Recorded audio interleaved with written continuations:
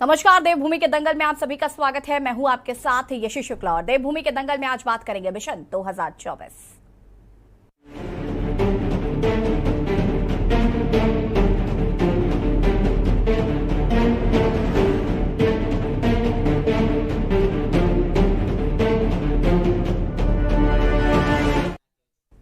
उत्तराखंड में भाजपा सरकार की वापसी और मोदी सरकार के 8 साल पूरे होने पर हल्द्वानी में भाजपा ने 2 दिवसीय कार्य समिति का आयोजन किया।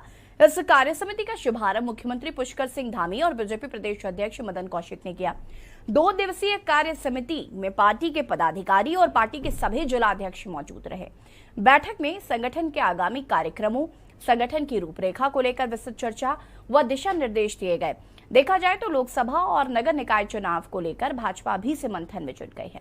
आगामी चुनाव में भाजपा किसी भी तरह कोई कोर कसर नहीं छोड़ना चाहती और संगठन को और मजबूत करने की कवायद तेज कर दी गई है। आज हम इसी पर करेंगे चर्चा। उससे पहले रिपोर्ट देखिए।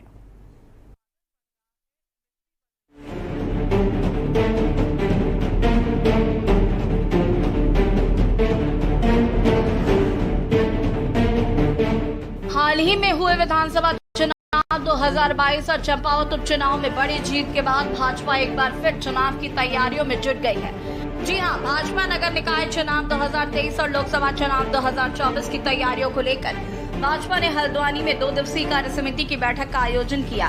कार्य समिति की बैठक में आगामी चुनाव को लेकर पार्टी पदाधिकारियों और जिलाध्यक्षों के बीच चुनाव की रणनीति की गहन चर्चा की गई। साथ ही 2 दिवसीय कार्य समिति में प्रधानमंत्री नरेंद्र मोदी के 8 साल के कार्यकाल की उपलब्धियों को जन जन तक पहुंचाने और पार्टी को बूथ स्तर पर मजबूत करने का मूल मंत्र दिया गया। भाजपा लगातार हमेशा कहती है कि भाजपा हमेशा चुनावी मूड में रहती है। उसी जुमले को चरितार्थ करते हुए भाजपा के द्वारा लोकसभा चुनाव की अभी से ही तैयारियां शुरू कर दी गई हैं। भाजपा प्रदेश अध्यक्ष मदन कौशिक ने कहा कि 2 दिवसीय कार्य समिति की बैठक कई चरणों में चलेगी, जिसमें कई प्रस्तावों पर भी चर्चा की जाएगी। वहीं कार्य समिति में मौजूद मुख्यमंत्री पुष्कर सिंह धामी ने कहा कि प्रधानमंत्री नरेंद्र मोदी के द्वारा देश के विकास के लिए किए गए अमूल्य कामों की जन जन तक पहुंचाने और उन पर गहन चर्चा के लिए कार्य समिति का आयोजन किया गया है। समिति के इस दूसरे दिन में 4 सत्रों में हमारी कार्य समिति संपन्न होगी। उद्घाटन सत्र होगा, समापन सत्र होगा, बीच में एक राजनीतिक प्रस्ताव आएगा और उसके बाद मोदी सरकार के जो पखवाड़े में हम लोग आज 8 साल की उपलब्धि है उसके संबंध में एक सत्र होने वाला है। तो कुल मिलाकर जो हमारा होगा वो 4 सत्रों में होगा। तो उसकी सारी रूपरेखा तैयार हो गई है। हमारे देश के यशस्वी प्रधानमंत्री मोदी जी के 8 साल पूरे हुए हैं और 8 साल में जो बेमिसाल कार्य हुए हैं, जो देश की जनता को समर्पित किया है, भारत का मान सम्मान पूरी दुनिया के अंदर बढ़ाया है, आत्मनिर्भर भारत बनाया, भारत शक्तिशाली भारत बना है, उस संबंध में चर्चा हुई है। बाकी हमारे आगामी कार्यक्रम हैं और पिछले जो हमारे जो सरकार के द्वारा, राज्य सरकार के द्वारा और केंद्र सरकार की जो उपलब्धियां हैं उन सभी पर चर्चा हुई है विस्तार से। कल कार्य समिति में कुछ राजनीतिक प्रस्ताव वो पास होंगे। बाकी जो भी काम और जो हमारे नए बच्चे जिन्होंने इस बार सिविल सर्विसेज में अपनी सफलता प्राप्त की है, उन सभी को हम लोगों ने शुभकामनाएं दी है। 10वीं 12वीं के जो छात्र जिनके रिजल्ट आ रहे हैं उनको भी शुभकामनाएं दी। 2 दिवसीय कार्य समिति को लेकर कांग्रेस के प्रदेश संगठन महामंत्री मथुरा दत्त जोशी का कहना है कि केंद्र सरकार के बीते 8 सालों में उत्तराखंड के लिए क्या खास काम हुआ, उसका लेखा जोखा भाजपा को जनता के सामने रखना चाहिए। महंगाई, बेरोजगारी और अन्य तमाम मुद्दों पर भाजपा लगातार जुमलेबाजी करती है। केंद्र और राज्य की भाजपा सरकारें राज्य के लिए कुछ नहीं किया। भाजपा सरकार अपनी बड़ी उपलब्धि गिनाई, मंथन करने के लिए कुछ नहीं होता है। एक दिन भाजपा को जनता से माफी मांगनी पड़ेगी। 8 वर्षों का केंद्र सरकार का लेखा जोखा उनको सामने रखना चाहिए। कौन सी बड़ी स्कीम या कौन सी बड़ी परियोजना उत्तराखंड को विगत 8 वर्षों में मिली है उसका जवाब देना चाहिए। महंगाई जो केंद्र के हाथ में है उसमें क्या हुआ उसका जवाब देना चाहिए। जो हमारे यहाँ काम चल रहे थे उसमें क्या प्रगति हुई उसका जवाब भाजपा को देना चाहिए। जो परिसम्पत्तियाँ हमको मिलनी चाहिए थी, कितनी बड़ी दुर्भाग्यपूर्ण बात है कि हर की पैड़ी हरिद्वार में है लेकिन हर की पैड़ी का मालिकाना हक हमारे पास नहीं, वो जमीन उत्तर प्रदेश के पास है। ये कितनी बड़ी शर्म की बात है। अगर भाजपा पे नैतिकता होती तो सबसे पहले जमीनों का फैसला होता। उत्तराखंड में विधानसभा चुनाव और उपचुनाव समाप्त हो चुके हैं। भाजपा आगामी चुनाव को लेकर मंथन कर रही है। ऐसे में लोकसभा चुनाव 2024 फतेह करने का लक्ष्य लेकर लगातार भाजपा भी से ही तैयारियों में जुट गई है। अब देखने वाली बात होगी कि प्रधानमंत्री नरेंद्र मोदी के 8 साल के कार्यकाल और प्रदेश सरकार की उपलब्धियों से क्या भाजपा लोकसभा चुनाव 2024 और अन्य चुनाव में अच्छा प्रदर्शन करते हुए जीत की लय बरकरार रख पाती है, ये तो आने वाला वक्त ही बताएगा। के न्यूज इंडिया के लिए दानिश अली की रिपोर्ट।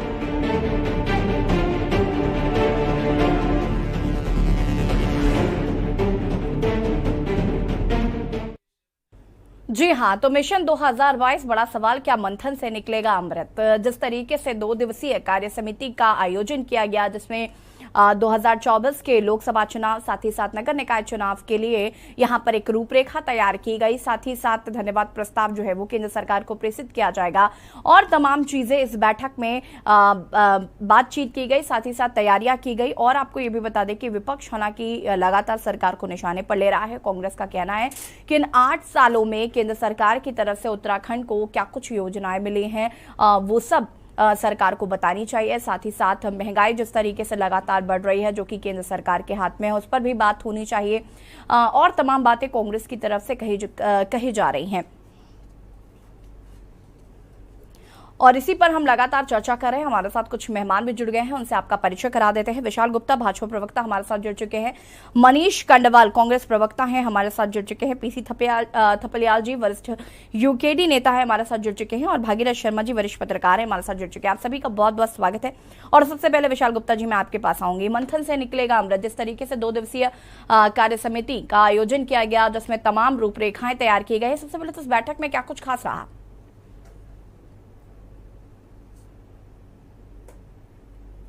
लगता है विशाल जी से संपर्क नहीं हो पा रहा है। हम चर्चा को आगे बढ़ाएंगे, लेकिन उससे पहले आपको बता दें कि नगर निकाय चुनाव जो हैं वो नजदीक हैं, उसको लेकर मंथन किया गया इस कार्य समिति की बैठक में। हालांकि आपको बता दें कि कार्य समिति की बैठक समय समय पर होती रहती है, लेकिन इस बार काफी लंबे समय के बाद इस कार्य समिति बैठक का आयोजन किया गया, जो कि 2 दिवसीय की रही, जिसका शुभारंभ मुख्यमंत्री पुष्कर सिंह धामी ने किया। इस 2 दिवसीय कार्य समिति की बैठक में आपको बता दें कि तमाम मुद्दों पर बातचीत की गई, जन जन तक केंद्र सरकार की नीतियों को पहुंचाने की एक रूपरेखा तैयार की गई, साथ ही साथ केंद्र सरकार की जो योजनाएं हैं वो जन जन तक कैसे पहुंचाई जाए, इस पर चर्चा की। हालांकि आपको बता दें कि जो भी केंद्र सरकार की योजनाएं हैं या जो सरकार की योजनाएं हैं उनको जन जन तक पहुंचाने की कवायद बहुत पहले से शुरू कर दी गई थी, लेकिन इसमें एक रूपरेखा कार्य समिति की बैठक में तैयार की गई है। साथ ही साथ कांग्रेस ने भी कमर कस दी है। लोकसभा चुनाव की तैयारी जो है वो भारतीय जनता पार्टी द्वारा की ही जा रही है। ये कार्य समिति की जो बैठक है, इसमें जो पदाधिकारी हैं उनको जिम्मेदारियां दी गई हैं। साथ ही साथ चुनावों को लेकर वो जो स्टेट माफ कीजिएगा, वो जगह जहां पर भारतीय जनता पार्टी को कम वोट मिले हैं उसमें भी क्या कमी रह गई है, इन तमाम मुद्दों पर बातचीत की गई है और हम इसी पर चर्चा करेंगे। हमारे साथ मेहमान जुड़े हुए हैं, सीधे विशाल जी का रुख कर लेते हैं। विशाल जी भाजपा प्रवक्ता है, हमारे साथ जुड़ चुके हैं। विशाल जी, कार्य समिति की बैठक आयोजित की गई, 2 दिवसीय बैठक रही। सबसे पहले इस बैठक के बारे में जानकारी दीजिए कि इस बैठक में किन मुद्दों पर ज्यादातर बातचीत की गई, एक राजनीतिक प्रस्तावों की भी इस पर चर्चा की गई है, वो क्या कुछ है?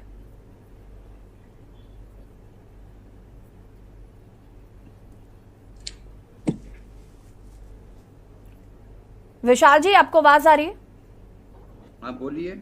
जी विशाल जी, मैं इस कार्य समिति बैठक के बारे में सवाल पूछ रही हूँ कि इस कार्य समिति की जो बैठक है इसमें 2024 की तैयारी की जा रही है, साथ ही साथ नगर निकाय चुनावों की एक रूपरेखा जो है वो तैयार की गई है। इसको लेकर क्या कुछ आप जानकारी जो है वो साझा करना चाहते हैं कि यहाँ पर राजनीतिक प्रस्तावों की भी बातचीत की गई, साथ ही साथ केंद्र सरकार की जो नीतियां हैं वो जन जन तक कैसे पहुंचाई जाए, इसकी एक रूपरेखा तैयार की गई है?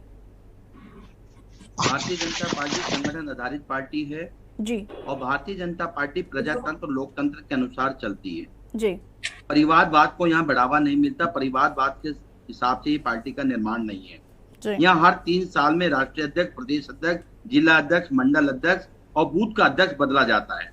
उसके आधार पर हर कार्यकर्ता को मौका मिलता है जी। और हर 3 महीने में प्रदेश की कार्य समिति होती है, राज्य की कार्य समिति होती है, मंडल की कार्य समिति होती है, जिले की कार्य समिति।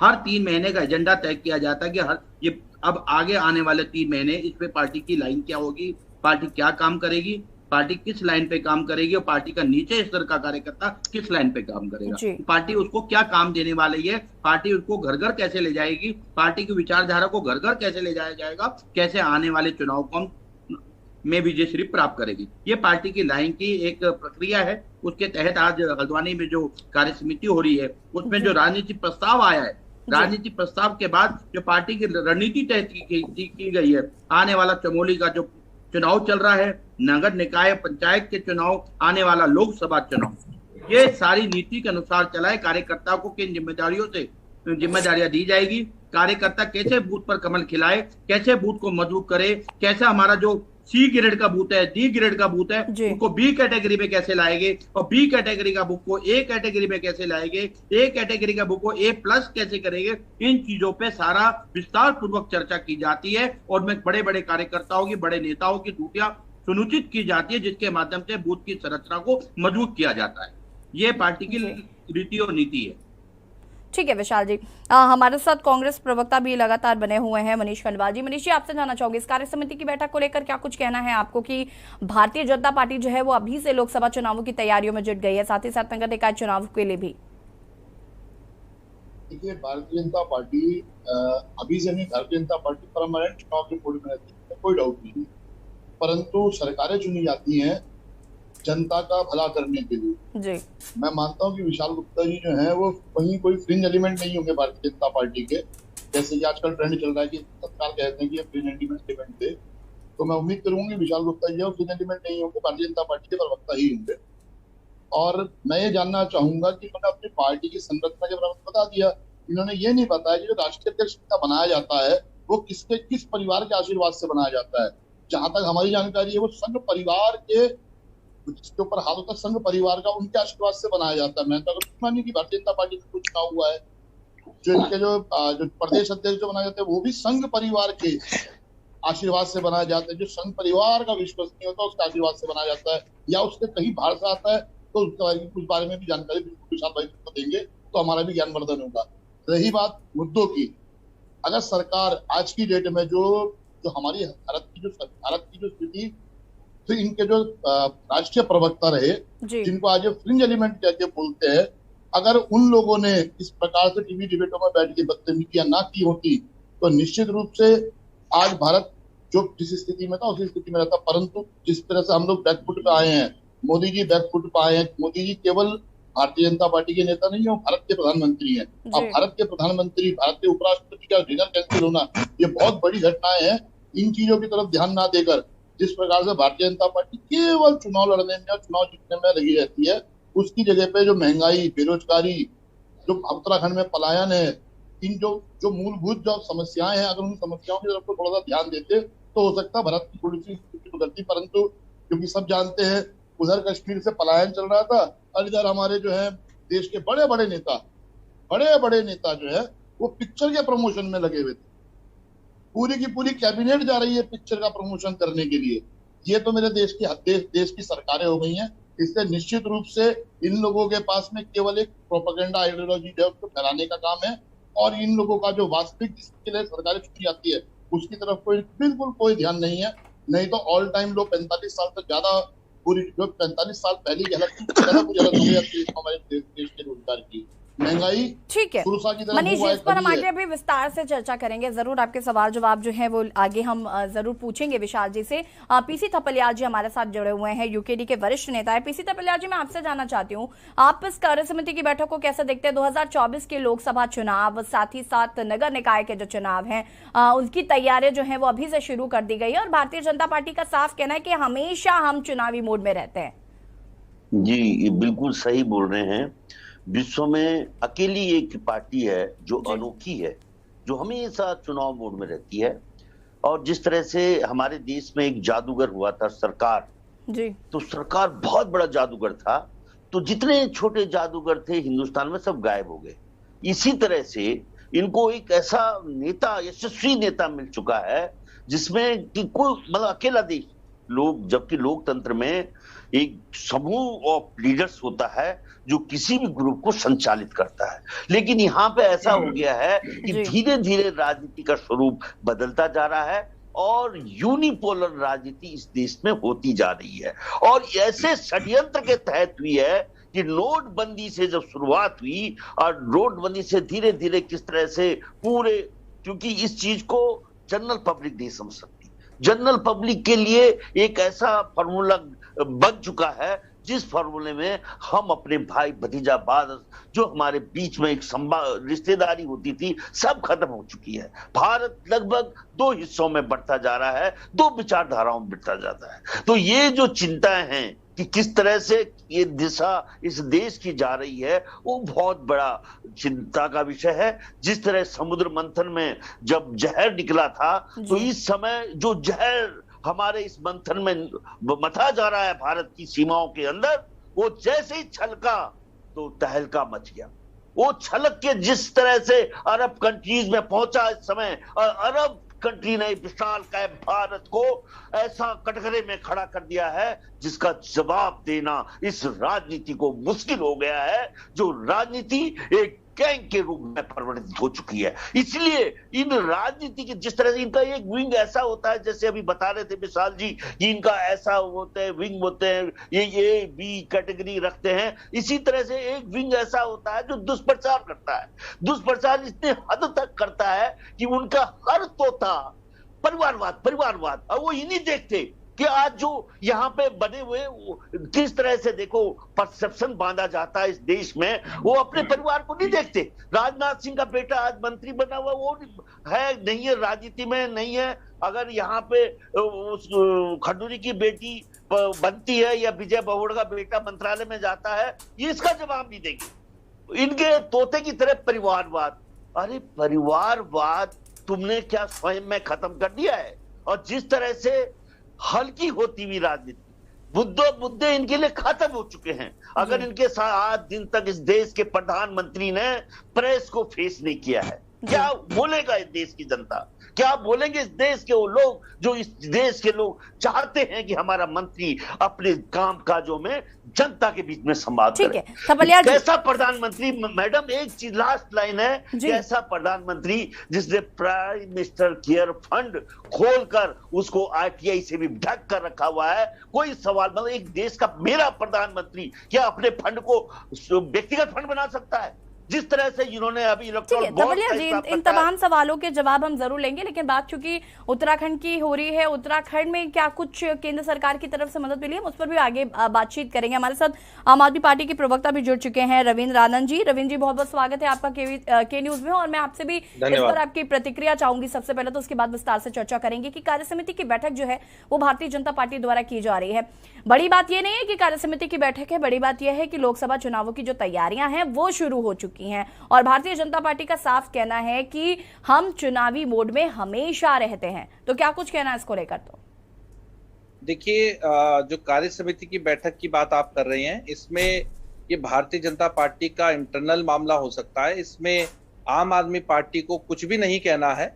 हमें सिर्फ इतना कहना है कि देखिए, कार्य समिति की बैठक करना अच्छी बात है, पार्टी को बढ़ाना अच्छी बात है, और चुनाव के विषय में भी चिंतन करना अच्छी बात है, लेकिन उससे ज्यादा परम आवश्यक है इस वक्त जो 4 धाम यात्रा में अव्यवस्था फैली हुई है, उसको लेकर के माननीय मुख्यमंत्री जी, पर्यटन मंत्री और इनके जो प्रभारी मंत्री हैं, उनको थोड़ा सीरियस होना चाहिए। क्योंकि पूर्व में हमने देखा कि किस प्रकार से इनके पर्यटन मंत्री पहले दुबई में घूमते रहे, फिर दिल्ली घूमते रहे, और जिस प्रकार से भारतीय जनता पार्टी के प्रभारी मंत्री पूरी की पूरी जो यात्रा है उससे नदारद रहे, और इनके प्रवक्ता ये कहते दिखाई दिए कि जो लोग मृत्यु को प्राप्त हो गए हैं उनको मोक्ष मिल गया।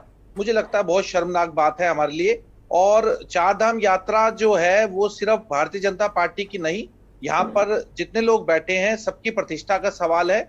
मैं स्वयं एक उत्तराखंडी होने के नाते इसमें यही कहूंगा कि ये सबकी जिम्मेदारी जरूर है, लेकिन चूंकि सरकार आपके पास है, आपको ये देखना चाहिए कि कोई भी अव्यवस्था ना हो। कुछ दिन पूर्व हमने देखा किस प्रकार से ऋषिकेश में जो पंजीकरण की लाइनें थी, उसमें लोगों के खड़े होने के लिए टेंट नहीं थे, लोगों के पास पीने के लिए पानी नहीं थे, और लोग बीमार हुए, डिहाइड्रेशन का शिकार हुए। तो मुझे लगता है कि हमें सिर्फ जीत और चुनाव तक ही सीमित नहीं रहना चाहिए। जीत कर आए हैं, हम बधाई देते हैं, जनता का मैंडेट है, हमें स्वीकार है, लेकिन आपको जनता के हित का भी सोचना होगा।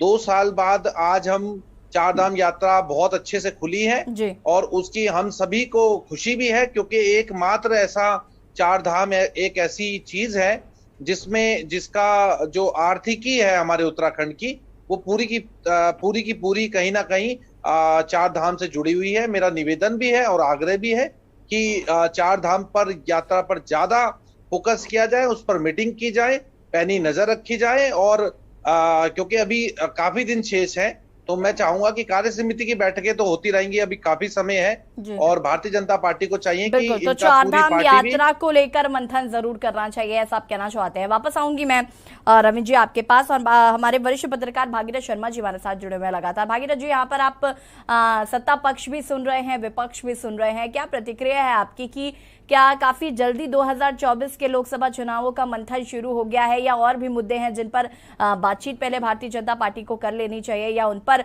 विचार विमर्श हो जाना चाहिए?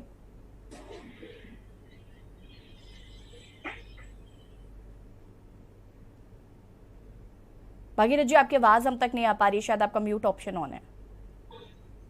जी जी, देखिए, भारतीय जनता पार्टी राजनीतिक पार्टी है और उसके जो काम है वो अपना संगठन अपने स्तर से करे और नियमित रूप से करे, खूब कार्य समिति करे, खूब राजनीतिक प्रस्ताव आएंगे, कुछ आर्थिक प्रस्ताव भी आएंगे जैसे कि परंपरा है।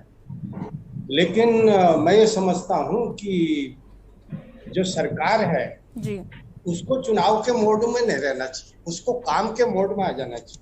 जी, देखिए, 2.5 महीने से, जैसे कि अभी रवि आनंद जी बता रहे थे कि जो चारधाम यात्रा सिर पर है और कई बार अव्यवस्थाएं देखी गई हैं और 100 से अधिक लोग जो हैं असमय काल के मूल, उसमें अव्यवस्थाएं भी कारण हैं और उसमें जो पोस्ट कोविड इफेक्ट जैसा कि बताया गया था कि लोग उसकी वजह से भी अधिक ऊंचाई में ऑक्सीजन की कमी के कारण हार्ट अटैक से या मर गए।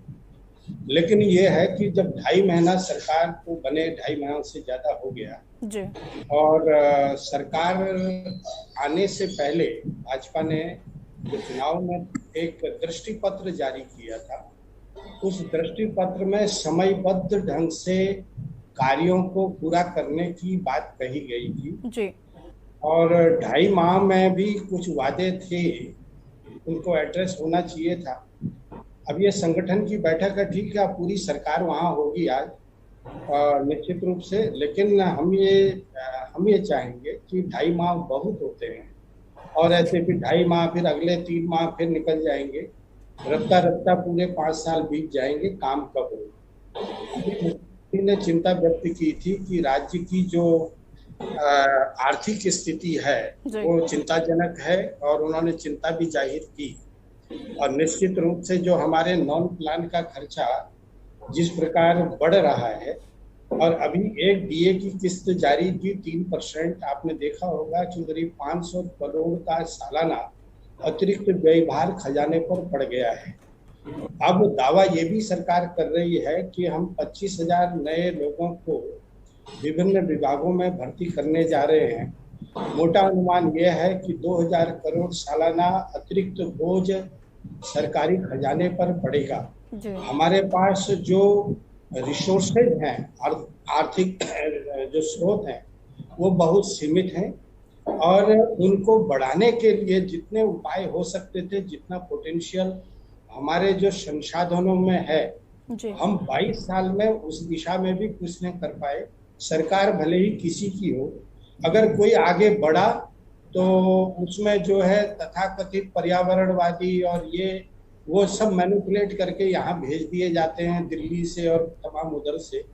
और सरकार खुद कहती है कि हमारी जो प्रदेश में जो हाइड्रो पावर में जनरेशन में जो हमारी जो पोटेंशियल है, जो संभावना है, वो 40,000 मेगावाट बिजली हम उत्पादन कर सकते हैं और इतनी बिजली उत्पादन करने की क्षमता जिस दिन हम हासिल कर देंगे, मैं नहीं समझता कि हमें उत्तराखंड को अपने विकास के लिए, वेतन भत्तों के लिए, तमाम अन्य जरूरी खर्चों के लिए केंद्र के सामने हाथ फैलाना पड़ेगा और न ही किन्हीं वित्तीय संस्थाओं से हर 15 दिन में माह में 1,500 करोड़ के लिए जो है कर्ज लेने पड़ेंगे।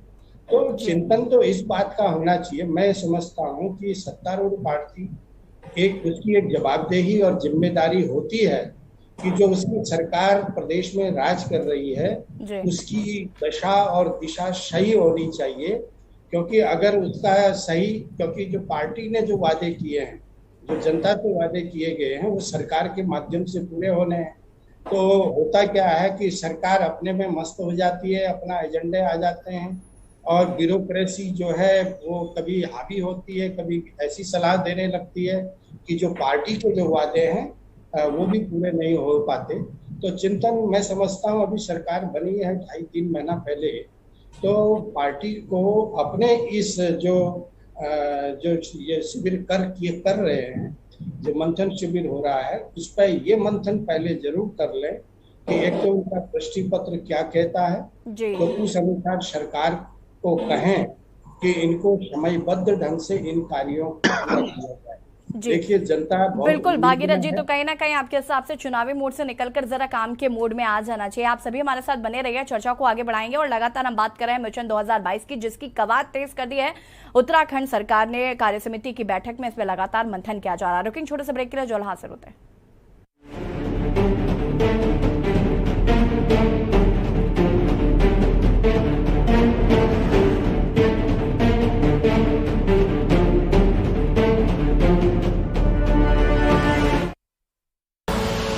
आप देख रहे हैं के न्यूज, खबरों का सारथी।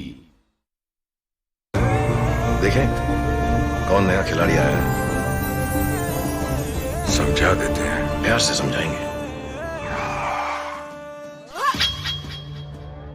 ये तो अपनी जुबान है। जुबान एक हो तो दिल भी एक होने चाहिए। विमल बोलो जुबान केसरी। आप देख रहे हैं के न्यूज, खबरों का सारथी।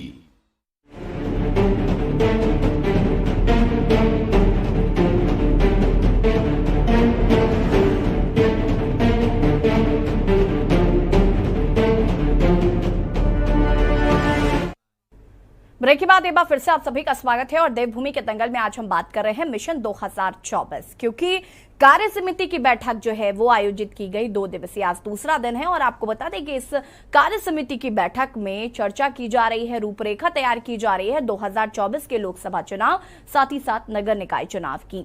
ऐसे में कांग्रेस का कहना है कि जो अन्य विपक्षी पार्टियां हैं उनका भी यही कहना है कि चुनावी मोड से निकलकर भारतीय जनता पार्टी को काम के मोड में आना चाहिए। जो भी उन्होंने शपथ पत्र में लिखा था उन कार्यों को देखना चाहिए, उनको पूरा करना चाहिए, साथ ही तमाम बातें जो हैं वो कही जा रही। तो वहीं भारतीय जनता पार्टी का कहना है कि हम हमेशा चुनावी मोड में रहते हैं और सारी तैयारियां कर रहे हैं। इसी पर हम लगातार चर्चा कर रहे हैं। हमारे साथ मेहमान भी जुड़े हुए, सीधे विशाल जी का रुख कर लेते हैं। विशाल जी, मैं आपसे जानना चाहूंगी कि यहाँ पर आपने सभी विपक्षी दलों को भी सुना, साथ ही साथ हमारे वरिष्ठ पत्रकार को भी सुना जिन्होंने ये पूरा अवलोकन किया। उसको लेकर क्या कुछ कहना है आपका, क्योंकि साफ कहना है कि चुनावी मोड से निकलकर जरा आप काम के भी मोड पर ध्यान दे दें, क्योंकि चारधाम यात्रा चल रही है, कितनी लोगों को परेशानियां हो रही हैं, उसको लेकर कब मंथन करेंगे आप? भारतीय जनता पार्टी चुनावी मोड में रहती है, बार बार ये चर्चा की जा रही है जी। संगठन अपना काम करता है, सरकार अपनी काम करती है जी। संगठन का काम कार्यकर्ता को निर्माण करके पार्टी को चुनाव में विजयश्री दिलाना, और सरकार जब बन जाती है, सरकार जो मुखिया होता है उसका पूरा कैबिनेट जनता के सरोकार के लिए कार्य करता है। ये दोनों पॉइंट अलग अलग है जी। इसका आप एक केंद्र बना रहे हो कि भारतीय जनता पार्टी चुनाव मोड पे रहती है। चुनाव मोड के साथ साथ भारतीय जनता पार्टी सरोकार के कार्य के लिए भी वचनबद्ध होती है। ऐसा भी हो सकता है ना विशाल जी कि आप चुनावी मोड पे ज्यादा फोकस्ड है और काम के मोड में थोड़ा कम फोकस्ड है। और धरपयाल जी ने यहाँ तक बात कही, नकारात्मक सोच के साथ विपक्ष निर्णय लेता है और आरोप लगाता है। इन्होंने कहा अमृत मंथन हुआ, उसमें जहर निकला। अरे समुद्र मंथन में तो अमृत भी निकला था, उसकी चर्चा क्यों नहीं करी आपने? हम चाहते हैं कि अमृत तो है भारतीय जनता पार्टी, वही अमृत है भारतीय जनता पार्टी का कार्यकर्ता, वही सोच और वो विचार भारतीय जनता पार्टी का है जो 1980 में निर्माण की गई पार्टी आज विश्व की सबसे बड़ी पार्टी बन गई है। ये निर्माण के साथ बनी है। 2 सांसद की पार्टी आज 303 सांसद का नेतृत्व कर रही है, ये विचारों के साथ बनी है। कृपया जी अमृत के बारे में विचार करो, जहर घोलने का विचार ना बनाओ। जहर से कुछ नहीं मिलने वाला, अमृत से पूरा उत्तराखंड चमकेगा, महकेगा। आज प्रदेश में पुष्कर सिंह धामी युवा मुख्यमंत्री नेतृत्व दे रहे हैं और प्रदेश के विकास के लिए जो दृष्टि मत पत्र बनाया गया, उसमें एजेंडे जितने तय किए गए, उसमें 3 से 4 एजेंडे हमने क्लियर कर दिए है। वो पर्यावरण मित्रों की सैलरी का मामला हो, वह विधवा और विकलांग पेंशन को बढ़ावा देना हो, या 3 सिलेंडर का मामला हो, जो हमने तय किया उसके लिए वचनबद्ध है, जो दृष्टि पत्र में चीजें लिखी गई है। उसके साथ ही हमारा रोड मैप है। और आज मैं अपने प्रदेश अध्यक्ष जी का विचार सुन रहा था, पिछले 2017 में जो हमने घोषणा पत्र बनाया था, उसका 100% हमने पूरा करने का संकल्प लिया था और उसे पूरा किया है। आप आरोप लगाइए, आप सुझाव दीजिए, प्रदेश के विकास के लिए सुझाव दीजिए। विशाल जी, पलायन रुक गया क्या? प्रदेश का पलायन कैसे? विशाल जी रुक जाइए, पलायन रुक गया क्या? मैं पूछ रही हूँ आपसे, पलायन रुक गया क्या? 2 मिनट मेरी बात पूरी होने दीजिए। विशाल जी, बहुत देर से सुन रही हूँ मैं आपको, आप मुझे बताइए कि पलायन रुक गया क्या? पलायन आयोग कहाँ है? आप मुझे बताएंगे पलायन आयोग इस वक्त कहाँ मौजूद है, किस तरीके से काम कर रहा है? जनोद्धार का आप बताइए, केदारनाथ में विकास नहीं हुआ?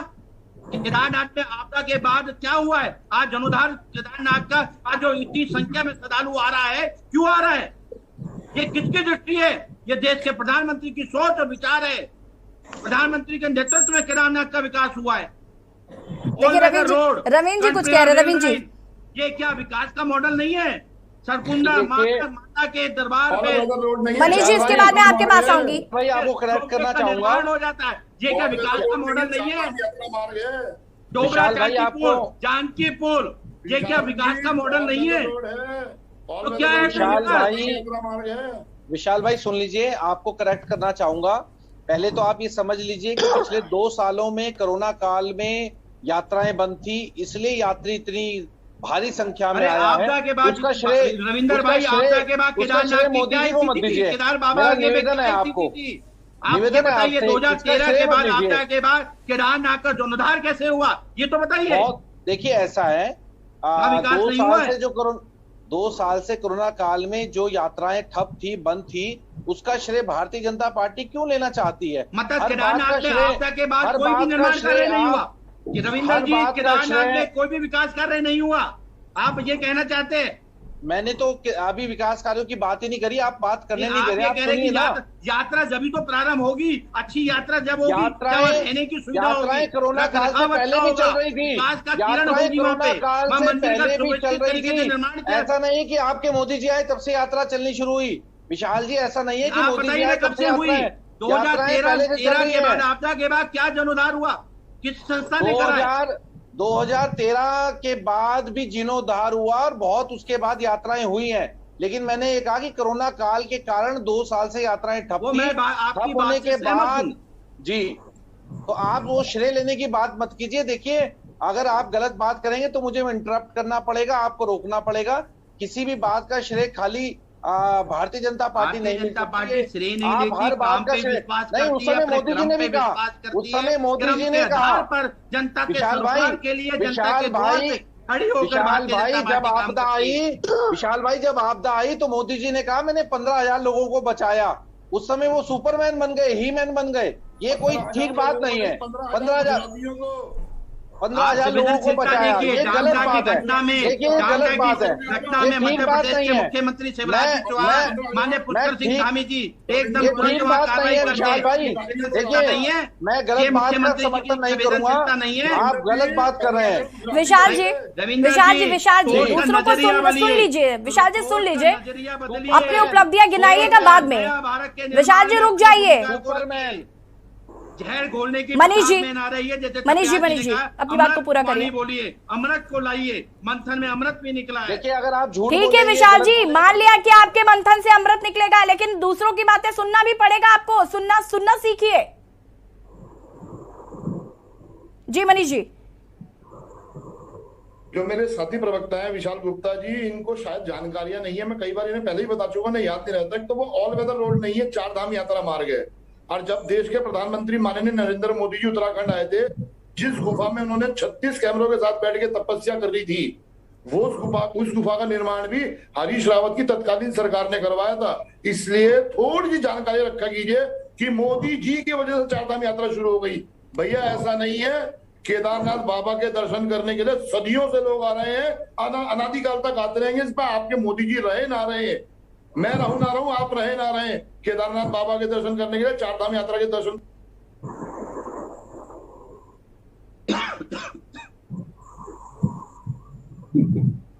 म्यूट हो गया आपका कैमरा। मनीष जी सुन पा रहे हैं आप?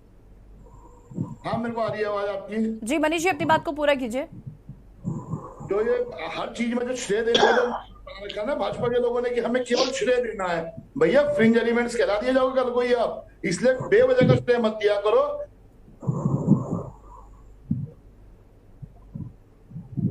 मनीष जी आपकी आवाज नहीं आ पा रही हम तक। Camera mute. चार धाम यात्रा मार गया उसको। हेलो, चलिए मनीष जी आपको फिर से वापस से कनेक्ट करने की कोशिश करते हैं। पीसी तपेलार जी, इससे पहले जब आप डिबेट में शामिल हुए थे, शायद कल ही आपने ये बात कही थी कि उत्तराखंड में जो थोड़ा बहुत विकास हो रहा है या चीजें हो रही हैं वो प्रधानमंत्री नरेंद्र मोदी की वजह से हो रही हैं।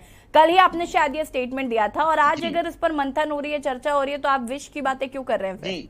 जी मैंने ये कहा था कि देखो कार्य समिति की बैठक जो हो रही है वो प्रधानमंत्री के 8 साल पूरा होने के लिए हो रही है। दूसरा 2024 में भी प्रधानमंत्री के फिर से चुनने के लिए बैठक हो रही है। जहां तक मैंने ये कहा कल कि जो हमारे आर्थिक संसाधनों को इन 22 सालों में पार्टियों ने ऊपर उठाना था, हम लोग आईसीयू में उत्तराखंड जा चुका है। अब जो कुछ भी केंद्र से जो ऑक्सीजन की जो ट्यूब लगी हुई है वो प्रधानमंत्री मोदी जी की माध्यम से लगी हुई है। कभी वो ऑल वेदर रोड का जो उन्होंने केंद्र ने पैसा दिया, वो रेलवे का पैसा केंद्र ने दिया है, राज्य की योजनाएं नहीं चल रही हैं। और जो ये जो धर्म गुरु बन चुके हैं जो प्रधानमंत्री को प्रधानमंत्री रहना था, राजनेता रहना था। उनका काम नहीं था केदारनाथ, उनका काम था इस राज्य को राजधानी देना, क्योंकि बिना राजधानी का राज्य असंवैधानिक कहलाता है। इन लोगों ने हमें, लेकिन ठीक है ना तपलिया जी, उनके केदारनाथ, बाबा केदारनाथ में आस्था है, अगर उन्होंने उसका विकास करना चाहा तो वो उनकी अपनी श्रद्धा है, उसमें फिर क्यों ही सवाल जवाब करने। अगर हम सच्चे हिंदू हैं तो हमारा केदार बाबा बिहार पर्वतों में रहना चाहता है। केदारपुरी नाम बदल के ये लोग धार्मिक अपराध कर रहे हैं, धार्मिक अपराध। इनको केदारपुरी नाम नहीं रखना चाहिए था। केदार बाबा से ऊपर एक मोदी जी क्या? आपने देखिए हमारा शंकराचार्य मर गए हैं क्या? शंकराचार्य होते हैं धर्म के रक्षक, और अपने धर्म अस्त्रों का संरक्षण और उसका बढ़ावा करना। ये कौन प्रधानमंत्री कहता है ड्रोन से देख रहा हूं मैं? और ड्रोन काम करने के लिए तो हम नेपालियों को लाए वहां। अगर ये कर्नल कोठियाल नहीं होता तो वो बन जाता वहां पे ठीक ठाक, वो उनकी ड्रोन से काम हो जाता। कहां जमीन में काम करने वाले लोग कहां हैं? वो लोग जो हैं वो हम ही लोग तो हैं मैडम। इसलिए ये लोग जो प्रचार बन के, देखो इतना बड़ा राम मंदिर का निर्माण करके खुद उसकी स्थापना करने के लिए मोदी जी बैठ गए। अरे 4 शंकराचार्य बैठते, हमें गर्व होता कि हमारे शंकराचार्य हैं। इन्होंने जो धर्म का काम भी स्वयं ले लिया है, ये इस देश की राजनीति के लिए घातक सिद्ध हो रहा है। इसीलिए मैंने जहर का नाम दिया, और यही मैंने बोला कि वो जहर छलकने लगा है बाहर। और छलकने से जब 90 लाख भारतीय अरब कंट्री से वापस आएंगे, ये मुंह दिखाने लायक नहीं रहेंगे। देखते रहिए अभी किस तरह से आज मेरा देश गौरवान्वित भारत को इन्होंने ऐसी स्थिति में खड़ा कर दिया कि हम विश्व को मुंह दिखाने लायक नहीं रह गए। डंका बज रहा है, डंका। इनका डंका कहां बज रहा है? ये मेरा कहने का मतलब, जो मुख्यमंत्री है 2 दिन से समिति की बैठक ले रहा है 50 बार यशस्वी प्रधानमंत्री। कल कनाडा का आयुक्त आया था, उनको भी कह रहा यशस्वी प्रधानमंत्री ने सड़कें बना दी, तुम आ जाओ यहाँ। अरे हम लोगों को देखो ना तुम, कि हम लोग यहाँ के विश्वकर्मा बन सकते हैं। यहाँ के पूर्व सैनिक जो घरों में बैठे हैं उनको तुम्हें नहीं दिखाई दे रहे।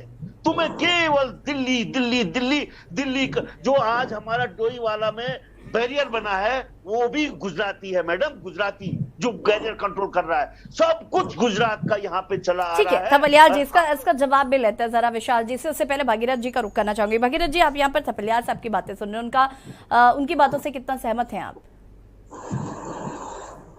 देखिए, थपलियाल जी की चिंता उत्तराखंड के संदर्भ में है जी, और निश्चित रूप से वो पूर्व सैनिक भी हैं और उत्तराखंड आंदोलन से भी जुड़े रहे हैं। बिल्कुल। अब ये चिंता कई अर्थों में आम आदमी की भी चिंता होती है। हमने राज्य की बनाने की जो अवधारणा थी उसमें देखिए, आप सोचिएगा, रोजगार के लिए आंदोलन हुआ, मंडल कमिश्नर के खिलाफ आंदोलन शुरू हुआ, और जब अवसर लोगों को लगा, उत्तराखंड के जो भौगोलिक क्षेत्र में रहने वाले लोगों को, कि सरकारी क्षेत्र में जो सीमित अवसर होते हैं नौकरी के, वहाँ भी हमें हमारे बराबर हिस्सा मिल नहीं रहा है, तो राज्य निर्माण आंदोलन तेज हुआ। बहुत लोगों ने शहादत दी। कोई ऐसा घर परिवार नहीं जिसका बंदा सड़क पर नहीं था। तो उस अवधारणा की तरफ जाना चाहिए। और कितना दुर्भाग्यपूर्ण है, मैं थपलियाल जी की एक बात से बहुत सहमत हूँ कि हम 22 साल में अभी तक एक स्थायी राजधानी नहीं दे पाए राज्य को, और क्या करेंगे।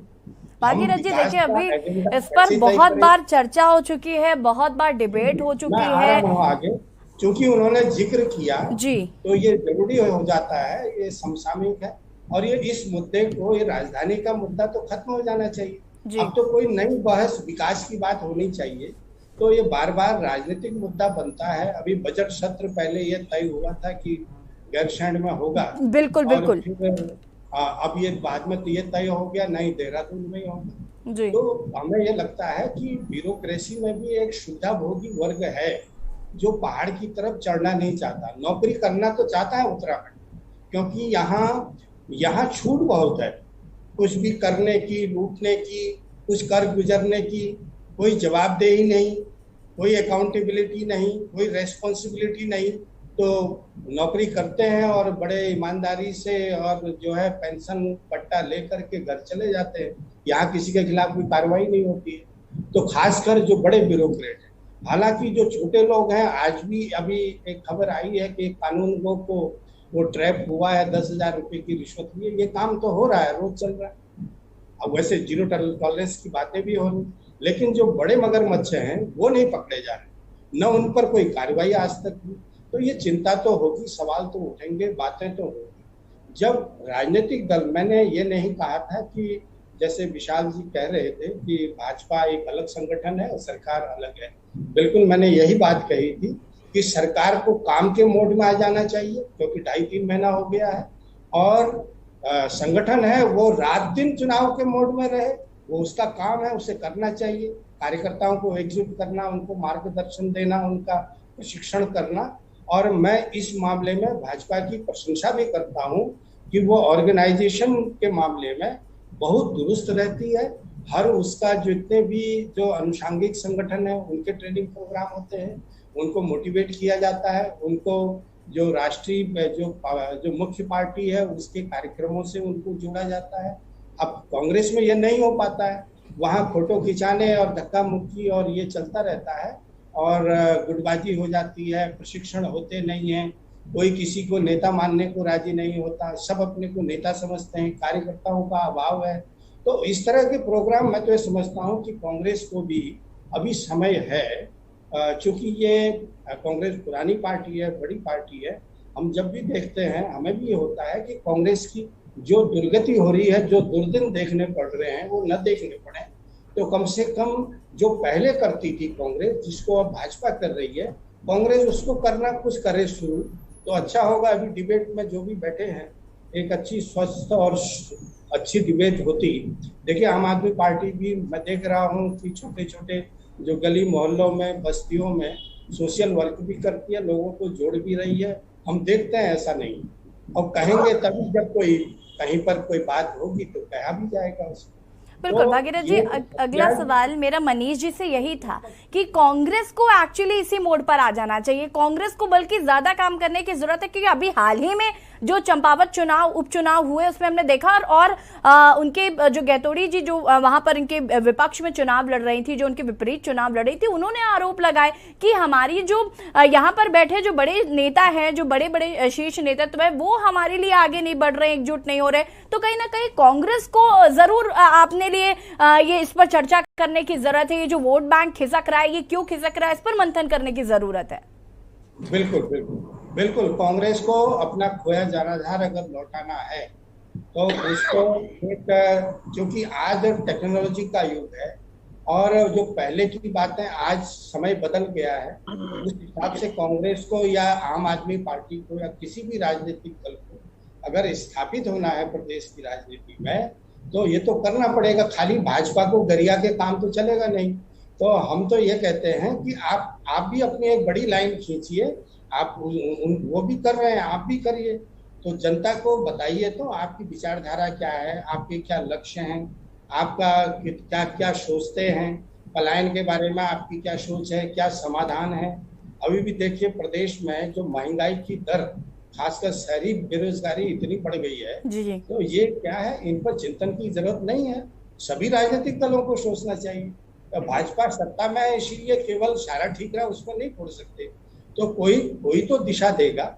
विपक्ष में अभी मुझे ध्यान है यशपाल आर्य जी ने एक मुद्दा उठाया था बहुत अच्छा, तो उसको सरकार ने एड्रेस किया और वो समस्या हल भी हो गई जी। तो जब जागरूक होता है विपक्ष तो सरकार को भी दिशा मिलती है, काम भी होते हैं, जनता को जो है उसकी उम्मीदें पूरी होती नजर आती हैं।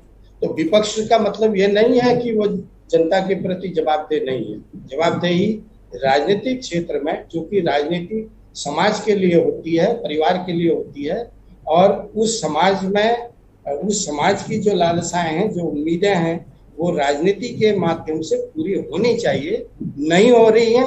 इसलिए ये बातें होती हैं कि 22 साल बाद भी उत्तराखंड, आप देखिएगा हम जहां थे ऐसा लगता है वहीं खड़े हैं आज। बिल्कुल, बेरोजगारी उससे ज्यादा बढ़ गई, महंगाई उससे ज्यादा है, कर्ज दोगुना हो गया। भागीरथ जी, कर्ज दोगुना हो गया। भू कानून पर अभी तक कोई बात नहीं कर रहा है। भू कानून का तो नाम ही अभी इस बीच कहीं मैं सुन ही नहीं रही हूँ कि भू कानून पर, जो चुनावी दौरान में आम आदमी पार्टी भी इसका जिक्र कर रही थी, कांग्रेस की तरफ से भी भू कानून को लेकर जिक्र किया जा रहा था, लेकिन अब इस पर कोई बात नहीं कर रहा है। महंगाई लगातार बढ़ रही है, उस पर कोई बात नहीं कर रहा है। चारधाम यात्रा में जो व्यवस्थाएं हैं, व्यापारियों को इससे लाभ होने वाला था, व्यापारी वर्ग नाराज चल रहा है, उनका मुद्दा कोई नहीं उठा रहा।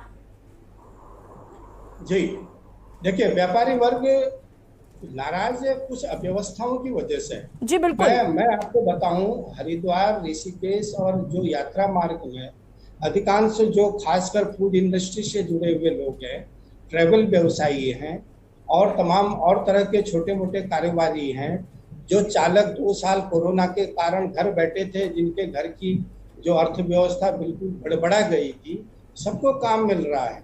लेकिन अव्यवस्थाएं कई बार जो है 3-13 कर देती हैं, तो उसी बात पर चिंता सबकी है। बिल्कुल भागीरथ जी, उसी पर मंथन होना चाहिए था, हम उसी पर बात करते। मैं वापस आऊंगी आपके पास। मैं उस पर एजेंडा अलग से एक होता जी, खास अगर संगठन लेवल पर सत्तारूढ़ पार्टी इस पर चिंतन करती, बिल्कुल, और जहां भी खामियां उजागर होती या सामने आती, उनको लेकर के अपने सरकार से कहा जाता कि भाई इन चीजों को देखिए, और इससे गलत मैसेज भी जा रहा है, और जो बड़ी मुश्किल से प्रदेश की जो अर्थव्यवस्था पटरी पर आने वाली है, उस पर जो है बट्टा लग जाएगा।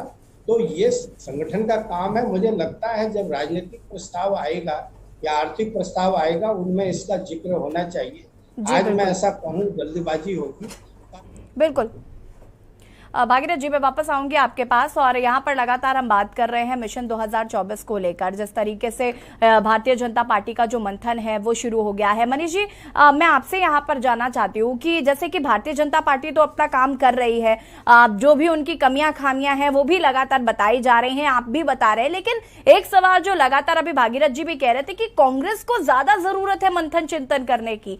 आप मंथन चिंतन कब शुरू करेंगे? क्योंकि जिस तरीके से उपचुनाव में जो बहुत तगड़ी हार हुई है, उसको लेकर आपको मंथन करने की जरूरत है। आपका जो वोट बैंक खिसक रहा है, उसको लेकर आपको मंथन करने की जरूरत है।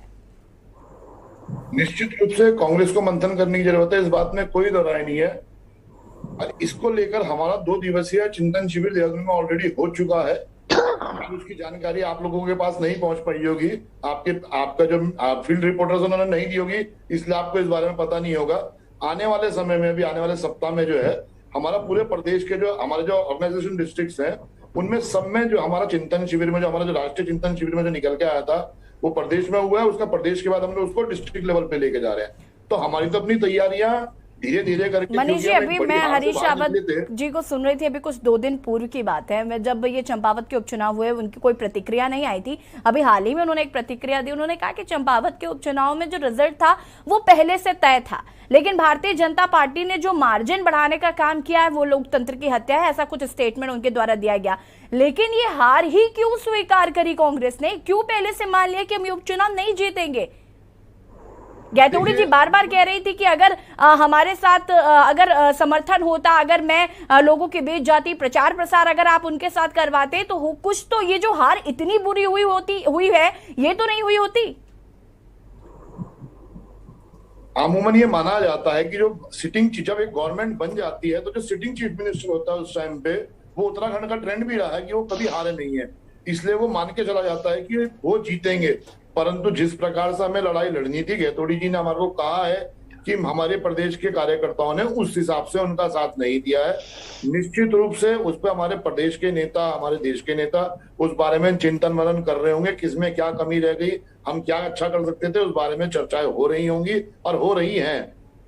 मैं तो क्योंकि सत्ताधारी पार्टी से केवल एक मात्र सवाल करना चाहूंगा, पिछले 8 सालों में देश के प्रधानमंत्री ने क्या आपने कभी सुना कि कभी बैठकर किसी पत्रकार के एक सवाल का जवाब दिया हो? 2019 का मुझे याद आता है कि उन्होंने एक प्रेस कॉन्फ्रेंस की थी, शायद में उस टाइम पे राष्ट्रीय अध्यक्ष जो है वो जब वर्तमान हमारे विदेश वो अमित शाह जी हैं वो थे, और वो जो भी सवाल आ रहा था वो अमित शाह जी की तरफ को इशारा कर दे रहे थे। उन्होंने किसी प्रेस कॉन्फ्रेंस का कोई जवाब नहीं दिया, वो केवल अपने मन की बात करते हैं। सवाल हमारे को सत्ता से पूछना है। हम लोग तो विपक्ष में आज बैठे हैं, 8 साल से वहां बैठे हैं और लगभग 6.5 साल से 5.5 साल से प्रदेश में बैठे हैं। हम लोगों ने अगर हम इसको हम अभी 3 महीने ठीक है मनीष जी, वक्त की चूंकि कमी है, आम आदमी पार्टी की भी प्रतिक्रिया मैं चाहूंगी यहाँ पर। रविंद्र जी आपको क्या कुछ कहना इसको लेकर? नई सरकार बनी है जी मनीष जी रुके जी मैम, सवाल क्या है आपका? रविंद्र जी, यहाँ पर जिस तरीके से लगातार कांग्रेस की तरफ से भी बातें कही गई, पीसी थपलियाल की भी तरफ से बातें कही गई हैं, विचार जी जिस तरीके से उपलब्धियां गिना रहे हैं, लेकिन कमियां खामियां जो है वो भी बहुत ज्यादा देखने को मिल रही है। आम आदमी पार्टी जरूर एक थर्ड पार्टी के रूप में है, वो लगातार लोगों की मदद कर रही है, लेकिन उतना आपका नहीं दिख रहा जितना चुनावों के टाइम पे दिख रहा था। देखिए, ऐसा होता है कि किसी भी राजनीतिक दल का कार्य सिर्फ चुनाव लड़ना नहीं है। मैं थोड़ा सा विशाल भाई की सोच से और भारतीय जनता पार्टी की सोच से यहाँ पर डिफर बात करूंगा। हमारी पार्टी का ये मानना है कि किसी भी राजनीतिक दल का कार्य सिर्फ चुनाव लड़ना नहीं है, बल्कि चुनी हुई सरकार किस प्रकार काम कर रही है, जनता के मुद्दे क्या हैं और उनको सड़क तक कौन लाएगा। पिछले 2.5 वर्षों में मुझे नहीं लगता जितना इन मुद्दों को आम आदमी पार्टी ने सड़क पर उठाया है किसी रविंद्र जी आपकी आवाज यहाँ पर है। तो आंदोलन से जन्म हुआ है आम आदमी पार्टी का, और आम आदमी पार्टी ये समझती है कि जो लास्ट जो मैन है वहां तक सभी सुविधाएं पहुंचनी चाहिए, और कहीं ना कहीं हम हमेशा काम की बात करते हैं। देखिए, हमने हमेशा काम की राजनीति की बात कही है, हमारी स्ट्रेटजी है। हम शिक्षा पर बात करते हैं, हम स्वास्थ्य पर बात करते हैं, हम काम की राजनीति की बात करते हैं, हम मन की बात नहीं करते। तो मेरा यहाँ पर थोड़ा भारतीय जनता पार्टी के जो प्रवक्ता हैं उनसे ये, उनके माध्यम से वो अपनी सरकार तक ये बात पहुंचाएं कि बात कम करें, काम ज्यादा करें। और जिस प्रकार से हम पूरे प्रदेश में होर्डिंग देखते हैं मैडम, करोड़ों रुपए के होर्डिंग पूरे साल में लगाए जाते हैं भारतीय जनता पार्टी द्वारा, क्या इन पैसों का इस्तेमाल किसी गरीब बच्चे की पढ़ाई के लिए या किसी गरीब के स्वास्थ्य के लिए नहीं हो सकता? जी देखिए, होर्डिंग एडवर्टीजमेंट जो है ये हर पार्टी करती है, खैर ये अलग मुद्दा है, लेकिन जो और जरूरी चीजें हैं उन पर जरूर काम करना चाहिए। ऐसे जरूर आप बोल सकते हैं कि जो अन्य मुद्दे हैं उन पर खुलकर बात होनी चाहिए, लेकिन ये एडवर्टीजमेंट या फिर ये जो पोस्टर्स लगते हैं ये हर पार्टी लगवाती है, चुनाव के दौरान हो या चुनाव के बाद भी हो, हम ऐसे पोस्टर्स सभी पार्टियों के देखते हैं। फिलहाल वक्त की कमी है, आप सभी का बहुत बहुत शुक्रिया चर्चा में शामिल होने के लिए। और यहाँ पर हम लगातार बात कर रहे हैं मिशन 2022 की, जो माफ कीजिएगा मिशन 2024 की, जो कि लोकसभा चुनाव होने जिसकी तैयारी उत्तराखंड में भारतीय जनता पार्टी ने शुरू कर दी है, जिसको लेकर कार्य समिति की बैठक 2 दिवसीय आयोजित की गई, जिसमें एक रूपरेखा तैयार की गई। देवभूमि के दंगल में फिलहाल इतना ही। देखते रहिए के न्यूज़ इंडिया। नमस्कार। इस कार्यक्रम के